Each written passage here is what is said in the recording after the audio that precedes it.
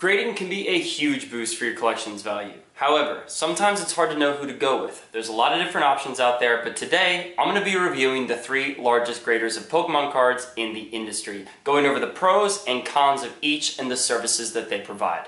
Now, every single grading company is going to have their pros and their cons, so I will go over all of those for our 3 companies. But first, let's get down to some basics with some terminology. First term we're going to talk about is price. This is how much a grading company will charge you per card for your submission. And depending on what that price is going to determine what cards are smart and not smart to send to the grading company. Think about it. If you're sending a card worth 25 cents and it costs you $50 to grade, it probably doesn't make sense to send that card, as even if it gets the highest possible grade, you probably won't make any profit. Next term we want to talk about is declared value. This is how much your card is going to be worth once it gets graded. Now sometimes it's hard to know, because obviously if you get a 9 versus a 10, the value can be massively different. Just use your best guess, and if you're wrong, the grading company will tell you, and you'll get what's called an upcharge, which means that your card graded highly and it was actually worth more than you said it was going to be. If you do get an upcharge, it's exactly what it sounds like. It will cost you a bit of extra money. The good news is, in order to get an upcharge, chances are you got a good grade and your card is going to be worth quite a bit on the market. Third term is going to be card minimum. This is the minimum amount of cards that you need to submit to get a certain price at a grading company. Oftentimes, this will be the economy way to go. So they will give you a lower rate, but you have to submit X amount of cards to hit that rate. Now this works for both parties. You get more cards graded at a lower rate. They also make sure that it's not a waste of their time only grading 2 cards at, say, $18. And the fourth term is turnaround time. Now this is directly correlated to price as well. As you pay more, your turnaround time goes down, at least in theory. The turnaround time is going to be how much time from when they receive your order to when they send it back to you. And this is very important, especially when you're grading modern sets or sports. As a player having a good week versus a bad week, or if the season ends on a certain sport, the value of your card could drastically change. So therefore, knowing the turnaround time and knowing when you'll get your card back is very important, as the market is constantly fluctuating. This means the shorter the turnaround time, the better, because this means you have a much better idea of where the price will be at, as 2 to 3 weeks most likely will not see a significant swing in price. Now there's always a caveat to that, but at least gives you a much better chance to know what you should be valuing your card at and if it's going to be worth grading. First grading company we're going to be reviewing is PSA. They've been around since 1991 when they first started with sports cards. They did not grade Pokemon cards until about the middle of 1999.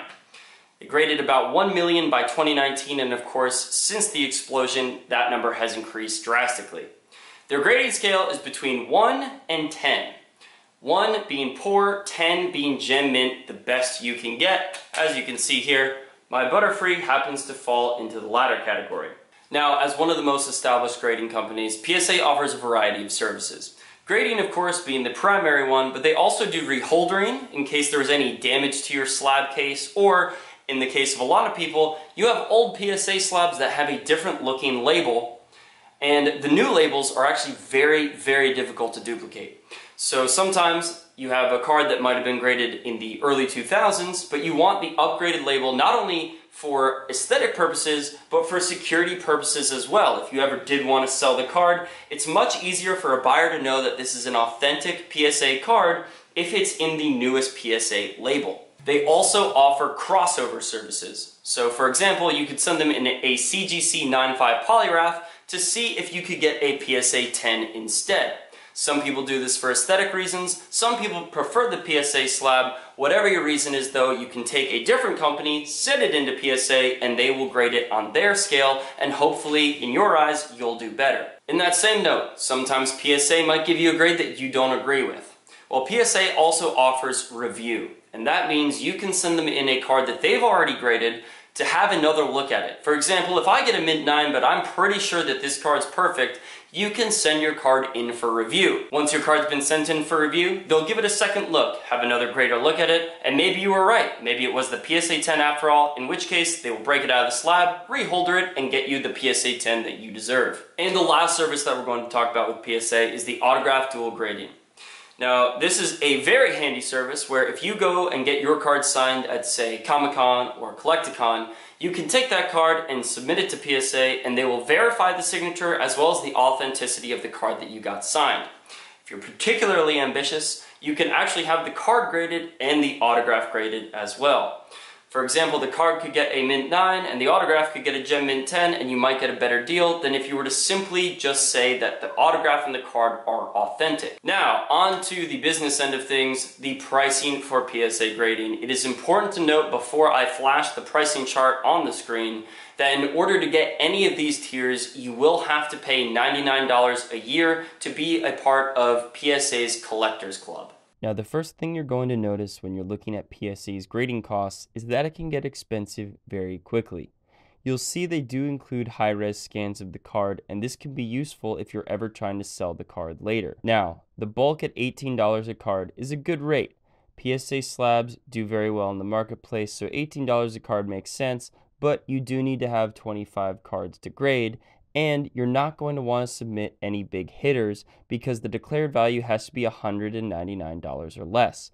Your turnaround time is also going to be fairly long. They say 120 days, but even that might be a little bit optimistic. There are going to be very few times where you're going to want to use these Super Express or walkthrough services. Those are really only there if you have pulled a giant sport card hit out of a break, or potentially you got your hands on some really expensive vintage TCG product. If your card is valued at over $10,000, the premium pricing arena gets a little bit crazy, and this is one of the downsides to PSA. They do have a very low ceiling for what your card can be before they start charging you a ton of money. $1,000 to $10,000 per card for grading is obscene, and I don't know of any other company that even comes close.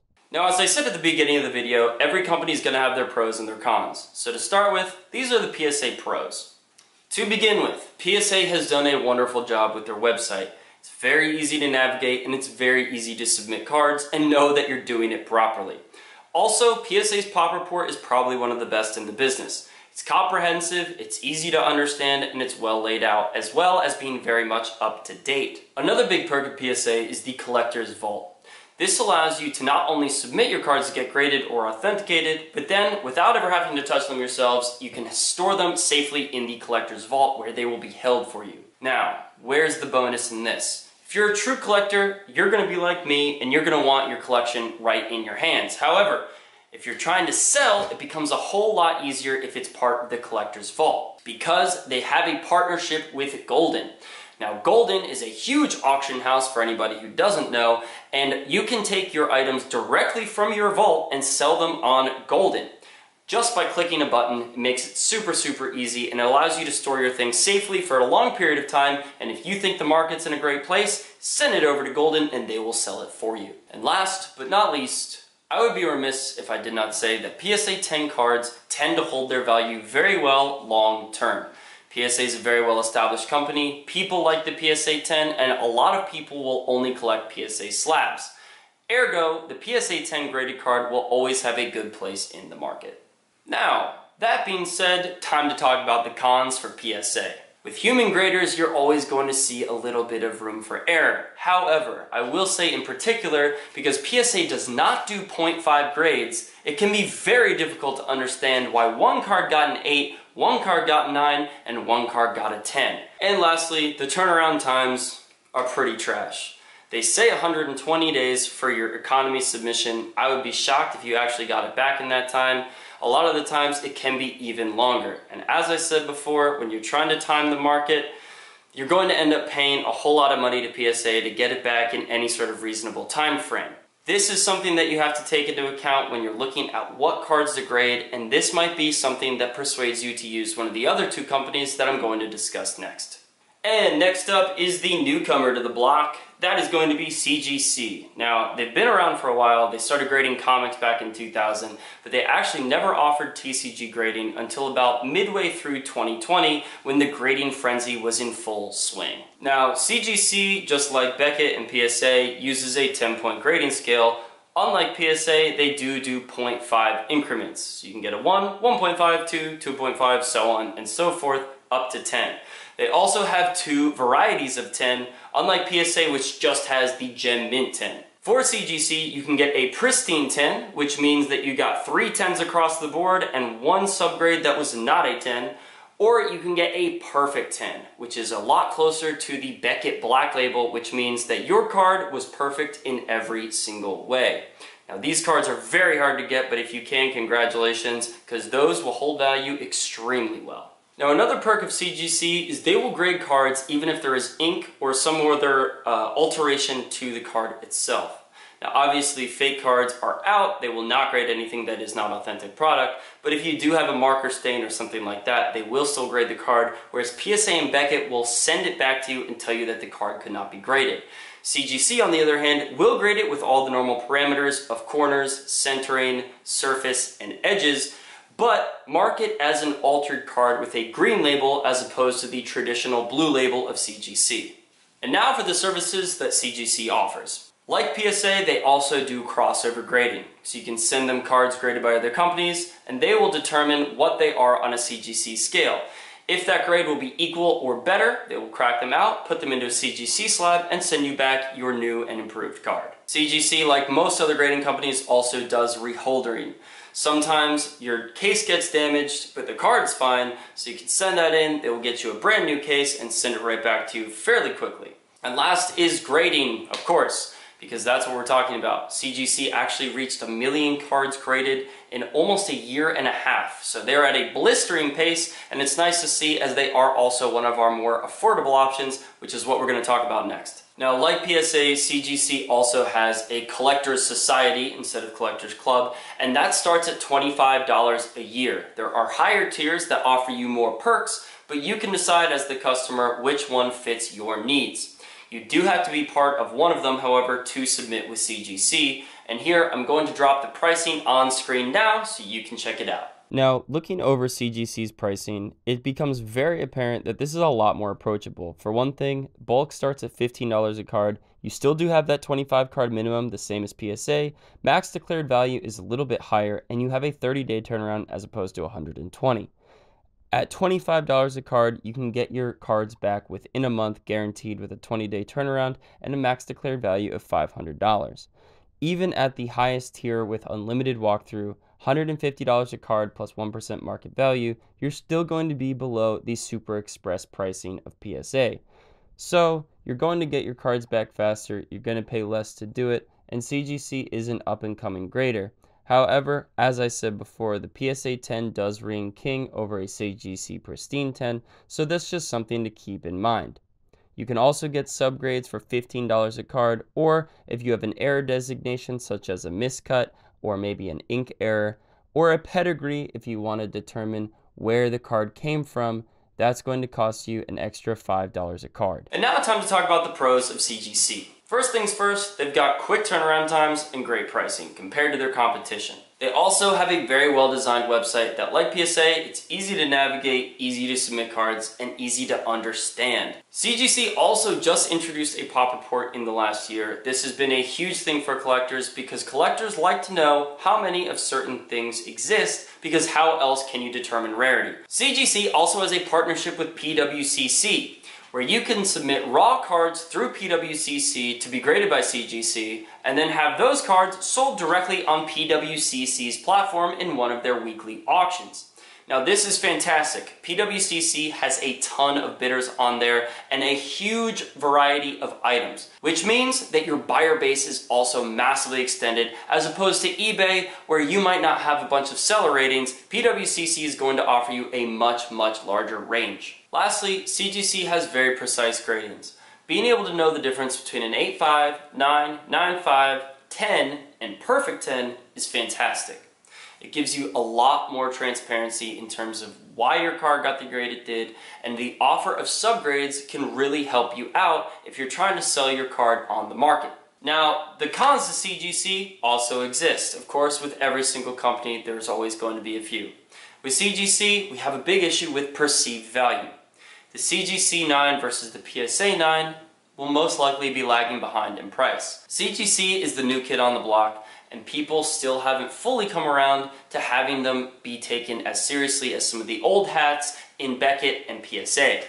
This does not mean the grading is not as good, it just simply means that from an aesthetic perspective, A lot of vintage collectors have grown up with either Beckett or PSA, and CGC is disrupting that collectosphere. What does this mean?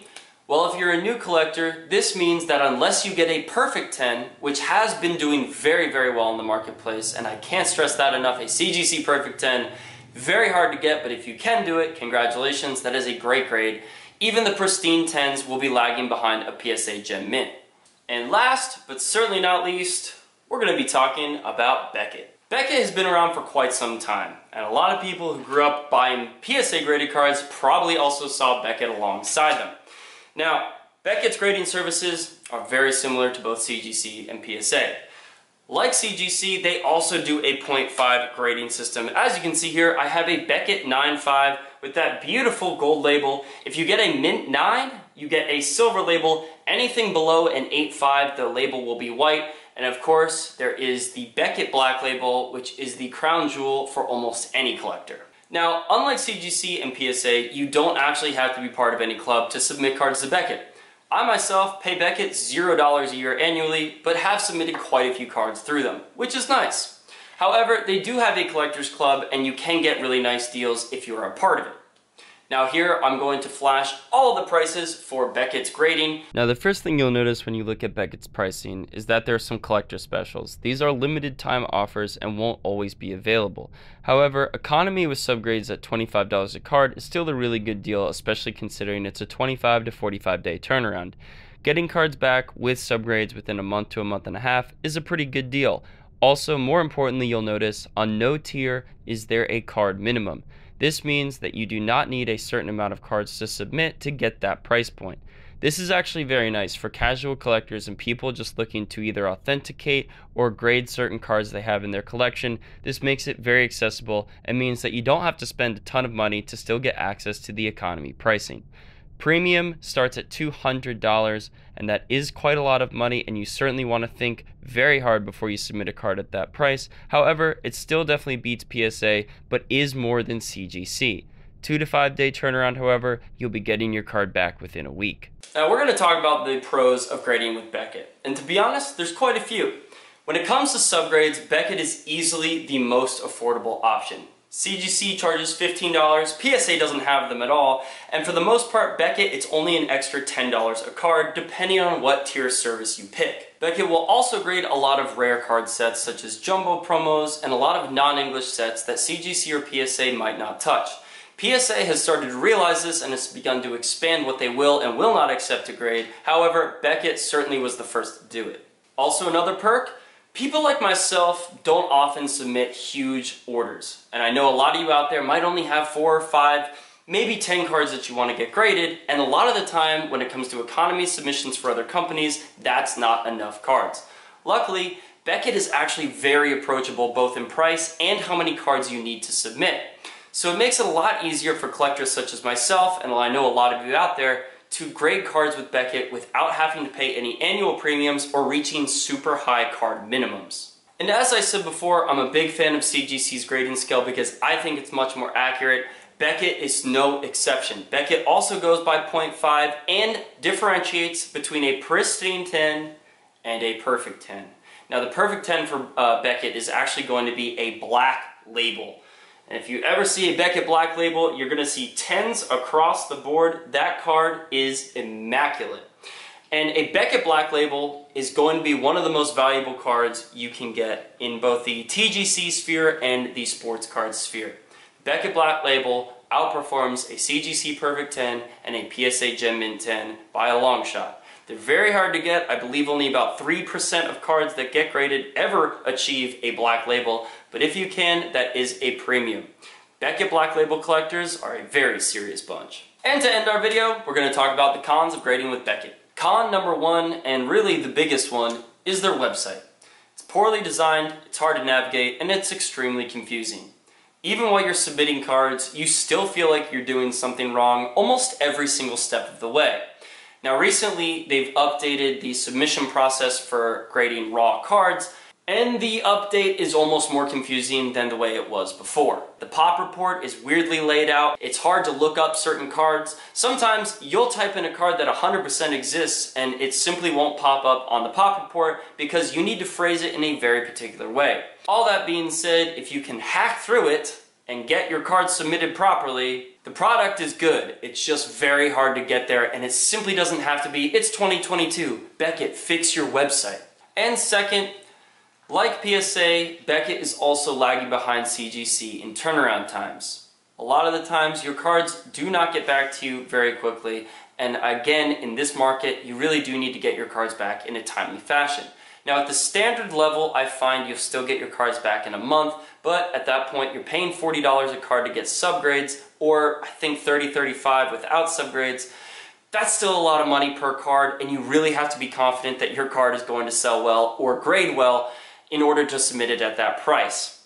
CGC, of course, is much more affordable, but you get charged more for subgrades. So as you can see, there's a lot of give and take with each company. Depending on what you have to grade and depending on what your serious level of collecting is, depends on what company you're going to go for. There's some cheaper options that get you quicker turnaround times, or there's some very expensive options that might take a little bit longer, but might sell better if you can get that 10, and that is a big if sometimes. So keep that in mind as you're going through your cards. Keep that in mind when you're deciding where you're going to send your cards to get graded. And if you're just a collector who doesn't care about any of this and just wants your cards protected and authenticated for the future, then all three of these would be fantastic options. Either way, I hope this video was useful. Have a great rest of your week.